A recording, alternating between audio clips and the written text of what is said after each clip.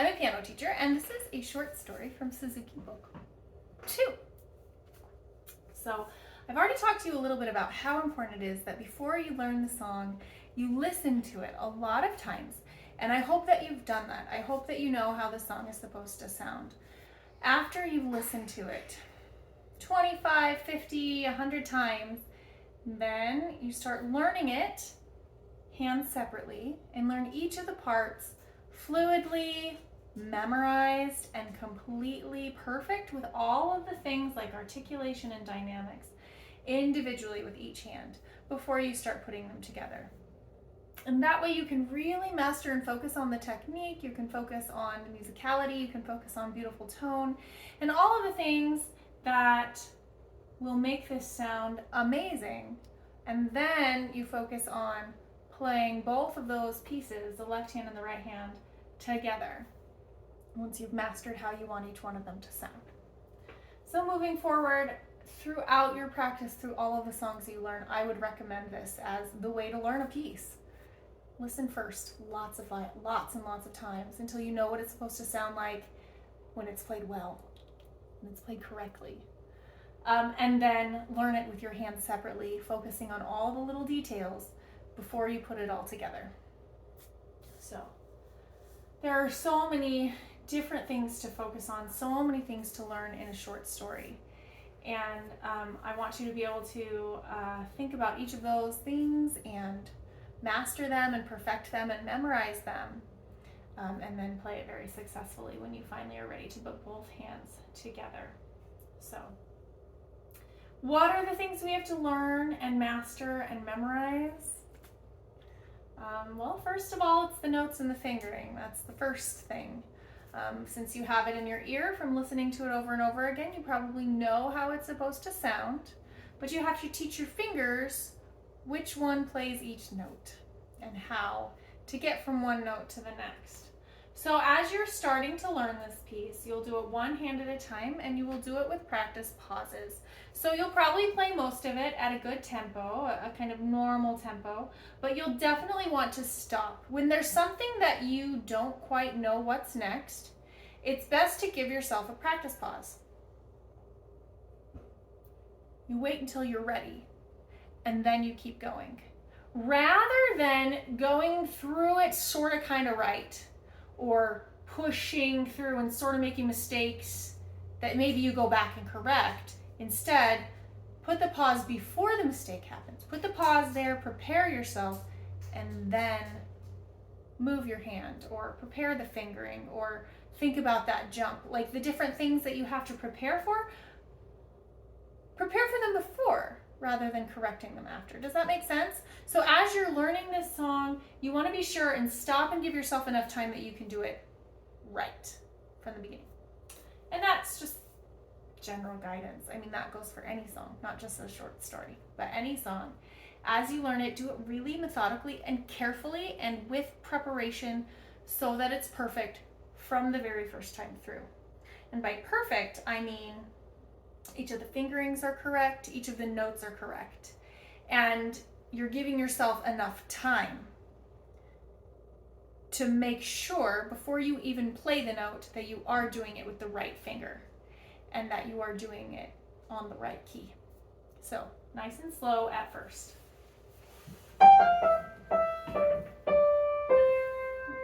Okay, in the last song that we learned, we had 2-note phrases, just like this. So 2-note phrases have this strong, weak kind of accent to them. So you lean into the first one and you let go of the second note in the 2-note phrase. So you lean in, lean into the bottom of that key, and then with the second note, lean out of it. You just release that. Lean in and release. Down and up with your wrist. And accented and light. So you're going to have heavy, light, as far as like how much weight you're putting into the key. So.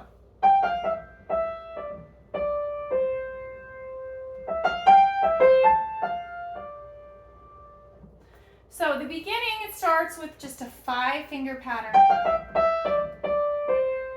From here though, you're going to need to stretch a little bit because the next section you have to open up between your thumb and your second finger to go up to the E. So be sure as you finish that phrase that you reach your right hand open a little bit and stretch to that E. Stop right here, prepare to play an E with your second finger. And now right here, we need to squeeze the hand back together to put your pinky on the G. And right here, this little trill, we play 2, 3, 1. So that fingering is sort of shifting in the middle of a quick little trill. So 2, 3, 1, 2, 3, 1, 2, 3, 1.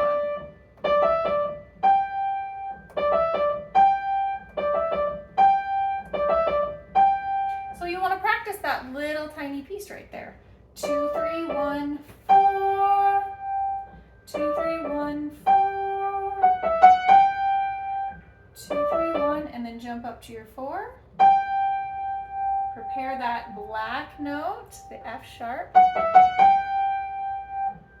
Okay, so these are the kind of careful stops that you want to make as you're learning. You want to stop, you want to make sure you're playing those notes accurately and that you're stretching and compressing to move your fingers to the right place to play the pitches.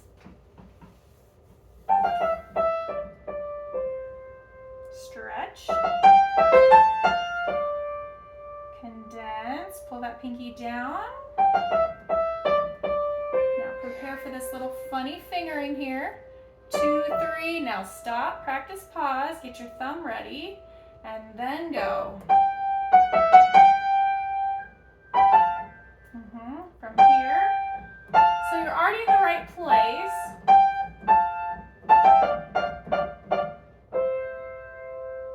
So starting again from that little trill and measure 6 to 7. Then from here, you're in the right place, but there is an end of a phrase, so I would definitely lift before starting the third. And then here we need to roll up into the air, lift, shape that 6th, reach exactly a 6th, get it in your hands because you're going to move that shape back and forth. So feel the 6th, feel the distance, measure it out. And you're going to play this just with 1 and 5 for all of the 6th.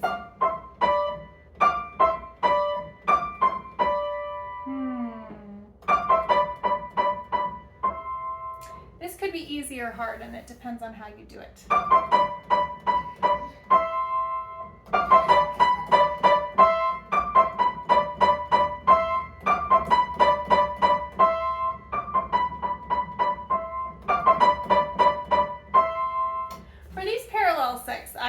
Doing the same technique that you did with your very first song. If you look right here at my elbow, this is my hinge right here and everything else is moving as a unit from my elbow. So for these 6, it's the same idea. You're really going to keep the same shape. It's almost like you've got sort of a rigid hammer here and you're moving from your elbow.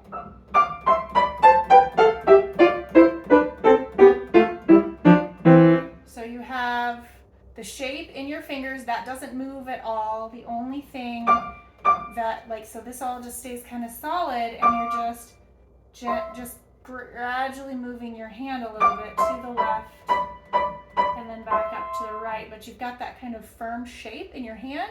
And the only place that you're moving from is your elbow. So the left and right movement is going to come from this elbow joint, and the up and down movement will come from your elbow joint.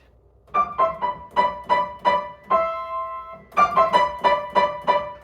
going to bounce and be light.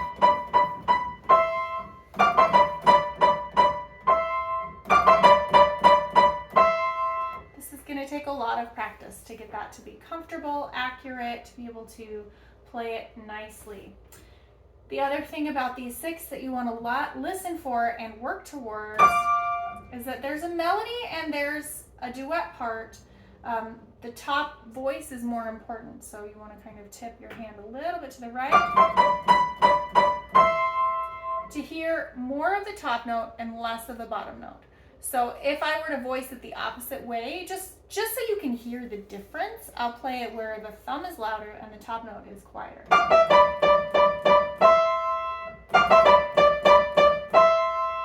That's with the bottom voice being heavy. Now let's try it with the top voice being heavy. Can you hear how much cleaner and clearer that sounds? So you really want to work towards, like, you're moving from your elbow. You're leaning your hand just like the shape of your hand, instead of being straight on like this kind of plane. You actually kind of tip it a little bit. So there's more weight going into your pinky, just a little bit. This part of your hand is a little bit higher. See that? Okay. So coming onto the piano keys, I'm actually leaning like the weight of my arm kind of down towards my pinky. So the voicing doesn't come from the finger, it comes from the arm. The arm weight is what makes it louder on that top note.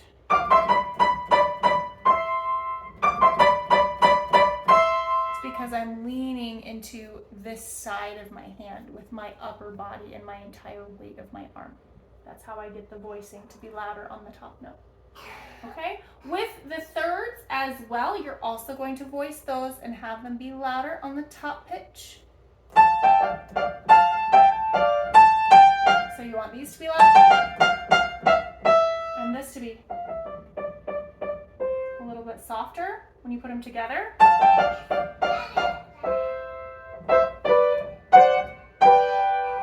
That is, that's the balance you're going to go for. So there are a lot of things going on here. We've got parallel intervals, and we have a crescendo. We have a piano dynamic marking. With something like this, a song like this, even though it says piano, you're still going to need to give it energy and voice. So I would say make that in your mind, make that more of like a mezzo piano. You want it quieter than the other parts, but it doesn't necessarily need to be so quiet that you can't hear it. You really still need to have something for your ear to follow, and it needs to be melodic. So we really can't get as quiet as piano for the top note of those thirds.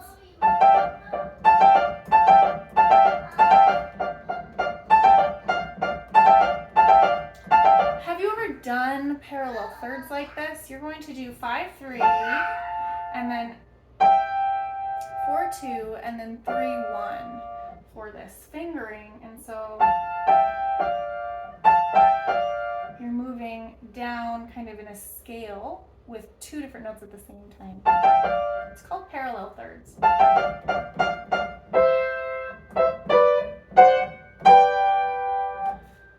I made that seem so easy, but it really will take a lot of practice to coordinate this. You need to make sure that you're playing both of the thirds exactly at the same time.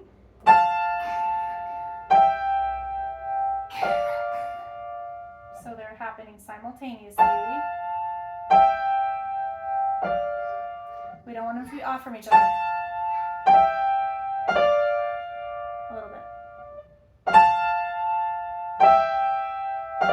Like it's messy if you don't play them all exactly at the same time. So listen, make sure they're clearly, exactly, precisely together, and that the top note is louder than the bottom note.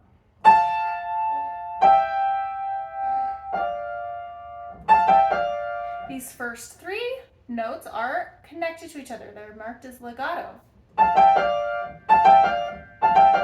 But then at the end, that last one has a staccato, and then there are a bunch of staccato notes after that. So that is nice and legato, and then bounce. Make sure that that's nice and smooth, nice and legato. It really kind of sets you up to be able to bounce in the staccato. If you played them all staccato, it really loses its melodic character. So do that legato 3 notes and then bounce. Okay, So we've got those thirds happening twice. They happen in measure 8 and 9. They happen in measure 12 and 13. And they're kind of the same dynamic, same articulation, same thing. Whew. But it's not easy. So that's something you'll want to practice a lot. One other thing to mention with these thirds is note the fingering. So you've got 5, 3, 4, 2, 3, 1, and then you bounce to 4 and 2 for the repeated staccatos. And that gives you enough fingers to finally land on this C and E. And that's why you're switching. You switch at the beginning of the repeated staccatos so that then you have enough fingers to have the E and the C at the end of the phrase.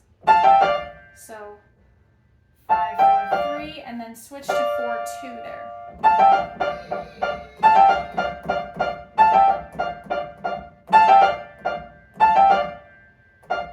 Maybe do a little bit of a practice pause right here.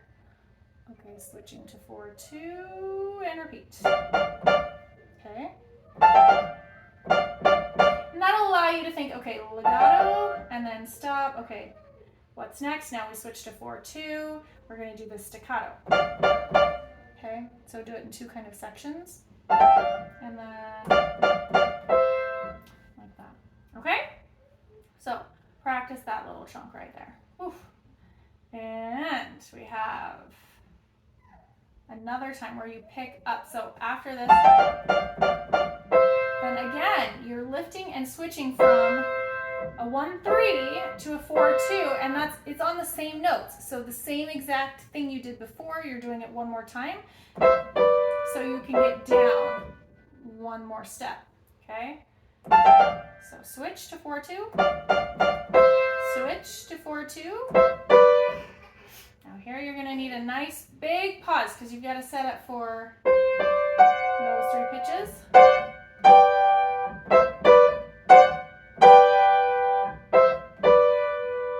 Wait, set it up, get all of your notes in place, find it, and then go. And then think what's next. Wait till you have it.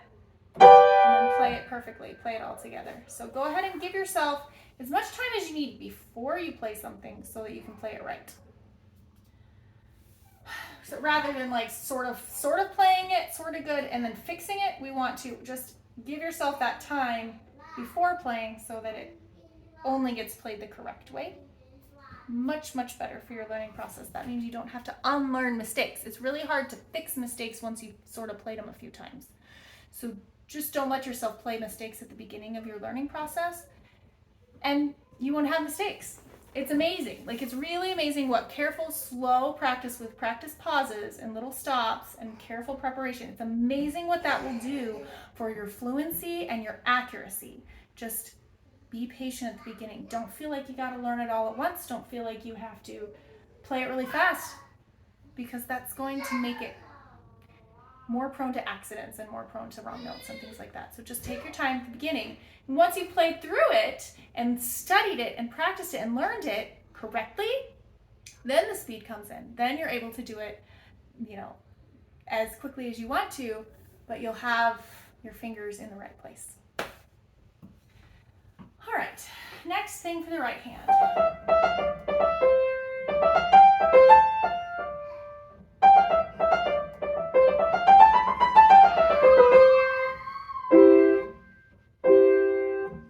That part's easy peasy, right? No, we don't need to practice that at all, do we? Maybe. If you've learned your scales in several different keys, this might be really, really easy for you. If scale is a new thing for you, then you've got this finger crossing that you've got to learn right here in measure 22. We have 1, 2, 3 is the fingering, and then your thumb sneaks underneath to get to the F. Right there. Thumb under. And you've got to aim for it.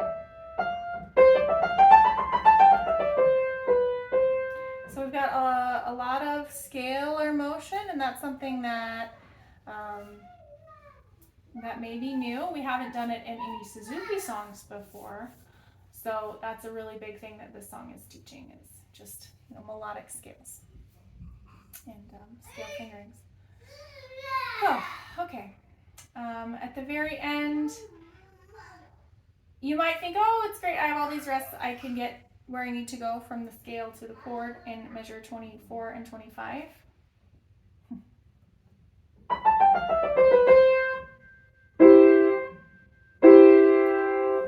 You'll be surprised how quickly that goes. Like, you'll need to practice that jump, going from the 3, lifting up and setting that chord, and then playing it again. You'll need to practice that movement from 3 to the C major chord in first inversion. Go back and forth between the two.